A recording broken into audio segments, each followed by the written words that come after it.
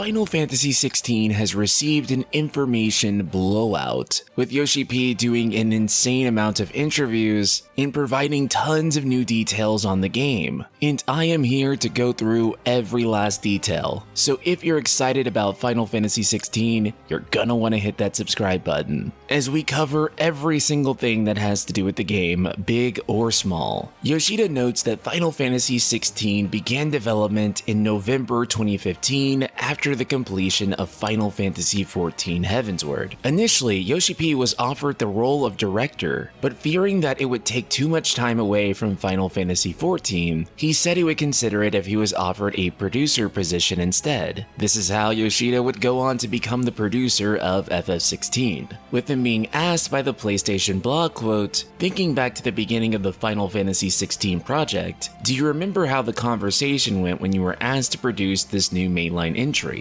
What was your initial reaction?" Yoshida: "I said thanks, but I have my hands full with Final Fantasy XIV, so let me think about it. I was truly honored that the company would choose my section, Creative Business Unit 3, to be responsible for making the next entry in the FF series. But as you probably know, I'm already the producer and director of Final Fantasy XIV. I was worried if I took on the directorship of 16 too, fans of both games would have good reason to believe I wasn't giving either project my full attention. To ensure that the development of Final Fantasy XVI didn't affect that of 14, we picked out a very small group of core team members to start with, and over the course of several years, slowly and carefully transitioned them across to start work on the new game, until we had a full team assembled. Despite there only being a short 3-year period from announcement to release, the game's actually been in development for 7 years now. That being said, it's not like the game was in full development all that time. As previously mentioned, they started out with a skeleton crew, and they would add on more people as they continued to get a solid vision for what they wanted to do with the game. There were also other complications like the timing of the next generation consoles, and of course COVID. Despite those initial setbacks, Yoshida is confident that they were going to deliver a high quality game to fans. Early in development, the first decision that Yoshida gave the team was that they didn't have to implement a command system or open world elements. If they had great ideas for them, then it would be fine to work off of that. However, it wasn't essential to making the game. Yoshida's philosophy was if it was going to mess up development, then it really wouldn't matter what they did. Furthermore, if they were going to spend a significant amount of time doing trial and error, then it would only bloat the game's development as well. 95% of the trailer is all rendered in real time, with only 5% being used to render things like large crowds. Yoshida has emphasized that thanks to the solid state drive in the PS5, this is all in real time, and the game practically has no load times. Some people have wondered how an MMO producer with a team with experience working on MMOs will translate into a single-player game. In particular, Final Fantasy XIV is known for having an incredible story. Many people would go as far as to claim that that story is the best in the series, and one of the best in video games. So PlayStation Blog asked Yoshida about how different it was writing the two, with him asking, quote, "Talking specifically about the story writing process, not narrative details, how has it felt switching between a multi-year, multi-expansion arc to a self-contained, standalone story?" Yoshida: "I've worked on games that aren't MMORPGs before, so it wasn't a major stumbling block. Plus, each new Final Fantasy XIV expansion has a similar level of new story content as a standalone RPG, or maybe even more, so it wasn't too different than working on that game. The only major difference I noticed was, if I wanted to foreshadow something, I had to pay it off a lot faster." And the story of Final Fantasy XVI is shaping up to be incredibly interesting. Yoshida has said that if you were a big fan of Final Fantasy XIV Heavensward, then Final Fantasy XVI will indeed be right up your alley. And speaking of Heavensward, it seems like Final Fantasy XVI will have something similar to the Allegan Empire. Shout out to Aitai Kimochi for the translation, with Yoshida saying, quote, "There actually once existed an incredibly advanced ancient civilization in Ballistia, known as the Civilization in the Sky. However, within the game's lore, about 1500 years ago, a great war waged upon the land and brought an end to that civilization. And when you chance upon them, you might hear talk from current residents of the land along the lines of, 'See that ancient ruin sticking out right there? A Apparently, it used to fly high in the sky. Although the game is set in a medieval time and brimming with nature, we do plan to delve a bit further into the aforementioned points little by little. This is a common trope in Final Fantasy, and some people have compared it to the Lufanians in FF1. Although to me, given all the details, it still sounds a bit closer to Az's Law and the Allegan Empire. Though speaking of Final Fantasy XVI's Allegan Empire, there are people who speculated that the world of Final Fantasy XVI and XIV are linked. Here's what Yoshida has had to say about that. "You can assume that they're not really related to each other," he laughed. "The FF14 community is indeed very large, but if we cater too much to those fans, then it might alienate others who have never played Final Fantasy XIV before. As such, it's fine to consider the two as separate entities. However, since the same division are working on both games, there may be similar nuances." He also talked about the role of the Mother Crystal in the story, with him saying, quote, "The various countries within the world of Valistia were built under the Mother Crystal. In modern day terms, it's basically the equivalent of a land that is abundant with oil. The ether flows out from the Mother Crystals, and that is where countries are formed. From there, based on the rules of each land, the icons form within a dominant, and this is continued on for generations. The icons are similar in a way to modern day nuclear weapons. However, ether from the Mother Crystal has been drying up, and this in turn has caused the lands to wage war against each other to claim more ether for themselves. It is at that time when a clash of icons was once previously forbidden happens, and that becomes the basis for this story." This is kind of an insane metaphor that he's painting here. Icons essentially being nuclear weapons, and countries going to war with each other over ether, which is essentially oil. It feels like this game is going to have some pretty strong commentary to it, but considering that many of the people working on this game are the people who worked on Final Fantasy XIV, Final Fantasy Tactics, and other Ivalice projects, it should come as no surprise. He's also given us some lore on the dominants, with him saying, quote,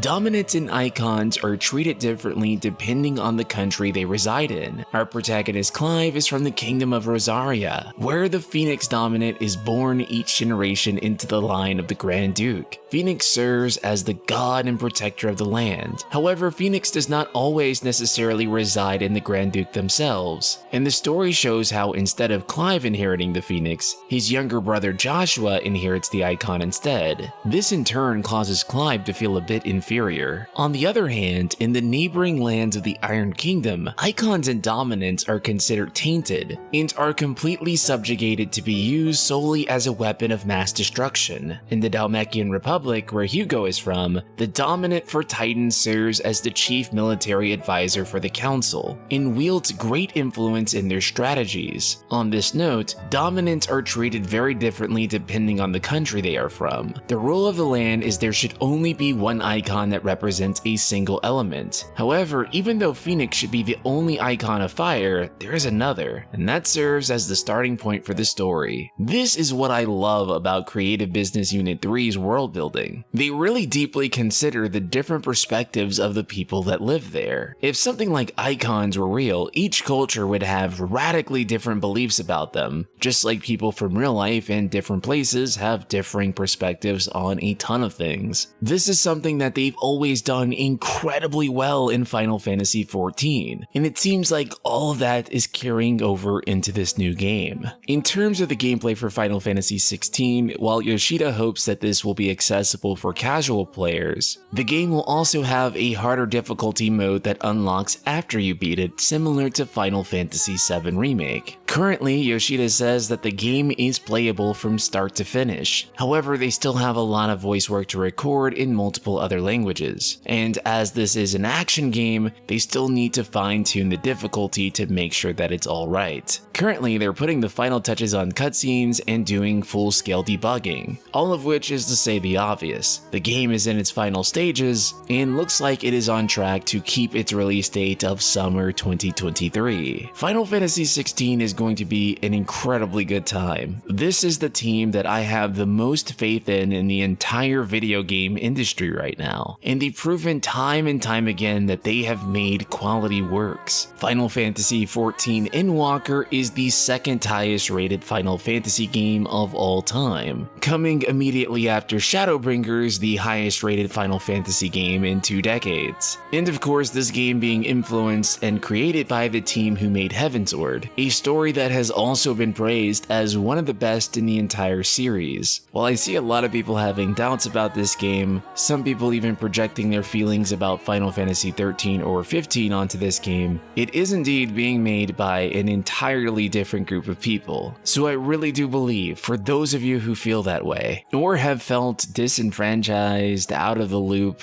or not really gripped by Final Fantasies as of late, I really do believe this is going to be the Final Fantasy that ignites that passion inside of you again, in the same way that Final Fantasy XIV has already ignited that passion in millions of people. I completely trust the team, and I trust in their vision, and every single interview that comes out shows to me that Yoshida does know what he's doing, and I have pretty strong confidence this is going to be one of the better Final Fantasy titles, not just of recent years, but one of the better titles in the grand scheme of things. Shout out to patron Erica B and the rest of the Ultima community. To the